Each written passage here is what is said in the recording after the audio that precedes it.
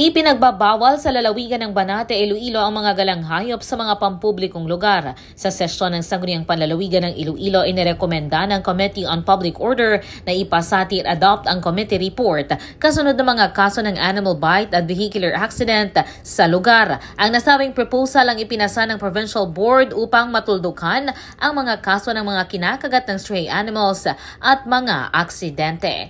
An updated ordinance prohibiting stray animals from roaming or loitering in public place within the territorial jurisdiction of the municipality of Banate, province of Iloilo, and providing penalties and for violation thereof and for other purposes. Mula dito sa K5 News FM Iloilo, ito si K5 Alex Escalante para sa Kampiyon na Balita, Serbisyo Publiko at Kasiyahan sa Iloilo. K5 News FM. This news is brought to you by: do you feel tired all the time? Do you have frequent infections? Do you have always cold? It's a sign of low immune system. Boost your immune system with Clinica D3 Bio, antibacterial, natural antioxidant, immune system booster. Clinica D3 Bio has vitamin D3, lauric acid, and monolaurine to fight against all viruses. Try Clinica Vitamin D3 with Coccus nocifera.